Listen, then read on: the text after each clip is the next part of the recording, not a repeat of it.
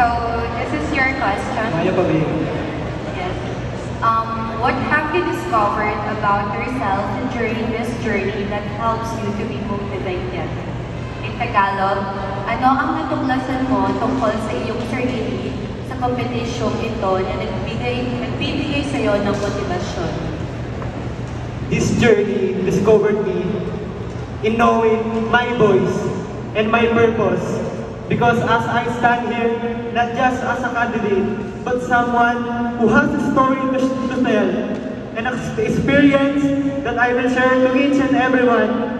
For my advocacy for mental health awareness, I myself faced so much struggles in life, but I am standing here proving and striving on life, and I hope I would be the symbol of hope to each and everyone, because I am a Ginoo who carries compassion and determination and leads with purpose. Thank you so much for that. Ginawaning ko natin.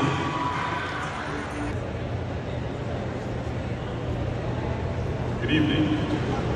Your question is, why did you join Ginooning Kapampangan? In Tagalog, bakit ka sumali sa Ginooning Kapampangan?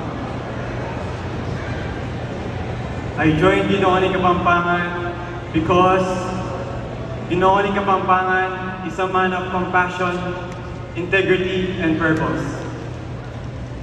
A Ginoo is having the 3 H. The head, the heart, and the hand. I joined because I have the head. I may not be the smartest among the group, but I think wisely and critically. And I have the heart to serve in my community. I love my fellow Poraqueños, especially the indigenous people. And lastly, the hand. I have the hand. I am beyond my words, beyond my thoughts. I work. Thank you so much, Ginawaning Pora. Good evening, Magalang. Good evening, sir. Here's your question. What quality do you think a Ginooning Kapampangan should have? In Tagalog, anong katangian ang sa tingin mo ay dapat naglain ng isang Ginooning Kapampangan?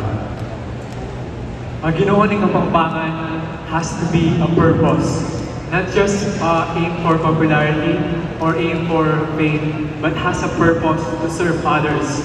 And as for me, a Ginooning Kapampangan, I would like to serve the community with all my heart. And inspired by I will share this knowledge that I have. I will share it with Kabiasnan, and I will share my Kabiasnan with Nuwan and Ganaka. Above all else, I will share my knowledge, my wisdom with integrity and kindness. Thank you.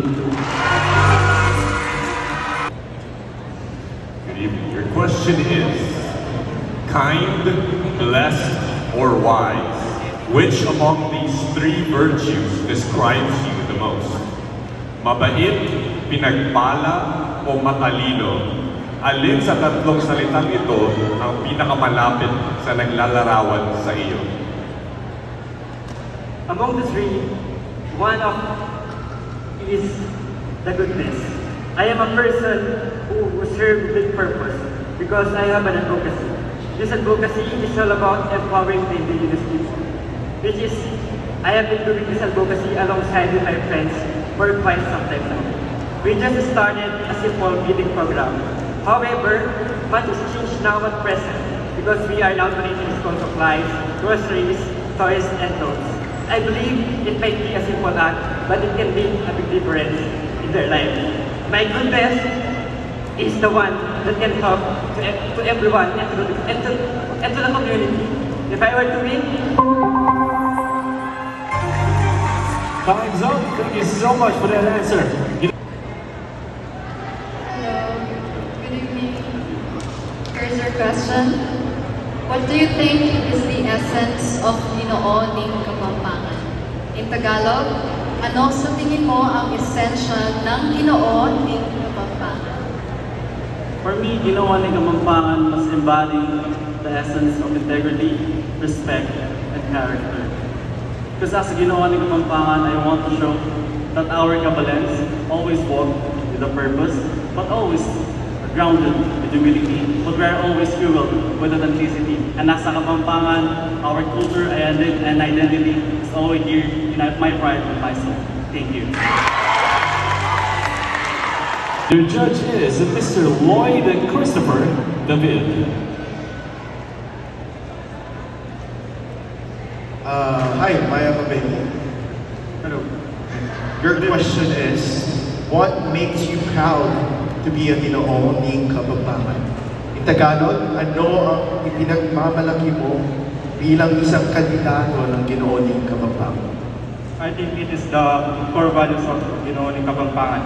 I am proud because I am a Galaka, Ruan, and Kabiasnan. And Galaka is goodness. I am a good person. And Ruan, I am a man of discipline because my advocacy is sports development. And I became disciplined with this. And lastly is Kabiasnan, or intelligence for me. Intelligence for me is understanding the culture and tradition here in Pampanga. And I embody this in my everyday life. Thank you. Thank you for that. Magandang gabi candidates and magandang gabi Pampanga. So my question is, being Ginooning Kapampangan candidate, how will you inspire other Kapampangan? In Tagalog, bilang isang kandidato ng Ginooning Kapampangan, paano ka makakapagbigay ng inspirasyon sa kapwa mo? Bibigyan ko po sila ng inspirasyon tulad ng aking ginagawa dahil ako ay natatakot dahil sa patimpalak na ito biggest fear ko po talaga itong pagsali ng pageant, pero may inspire ko po yung ibang tao para sumali din po sa patimpalak na ganito dahil ang takot po ay ano lang sa utak, pero kailangan po nating labanan at may inspire ko po sila na sumali po ng Ginooning Kapampangan sa susunod na patimpalak. Kaya nandito po ako para mag-inspire ng mga kabataan na ang hiya at pagdududa sa sarili ay hindi yan lang para sa iyong pagkatao. Yun lang. Salamat. Thank you. Your question is, what is the best lesson you learned from joining this pageant? Sa Tagalog, ano ang pinakamahalagang aral na natutunan mo sa pagsali sa pageant na ito? Ang pinakamahalagang bagay na natutunan ko sa pageant na ito is sa bawat madapa ka is mas pinipili mong bumabangon. Sa bawat madapa ka, mas pinipili mo mas lumapit sa Panginoon. Na ako ay naniniwala, lahat ng bagay sa mundo ay may pinagdadaanan. Kaya nating lagpasan ang mga bagay nito basta't nasa Panginoon ang ating puso. Yun lang. Noong Florida Blanca. Maya Mabini po. My question for you is, throughout your journey during the competition, what is the most memorable experience for you? Sa buong pagtahak mo sa kompetisyon, ano ang pinaka hindi malilimutang karanasan? Good evening, everyone. It is a privilege to stand in the big stage. And it's a privilege to speak and to show our talents and knowledge. As a Ginooning Kapampangan, I believe the true greatness is not only defined by his looks or stature, but by his heart for service, his pride for heritage, and his elevate our values. Strength and gentleness and wisdom are not just the qualities that we show on the stage, but virtues we live every day. Luigi Florida Blanca, Luigi in Pampanga.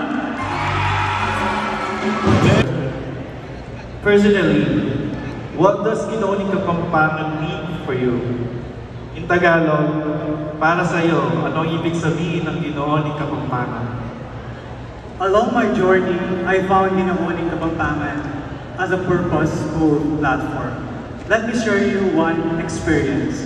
When we visited the Aita community of Florida Blanca, Pampanga and Porac, Pampanga, an Aita child with a handful of candies, without hesitation, he offered me one and then he smiled.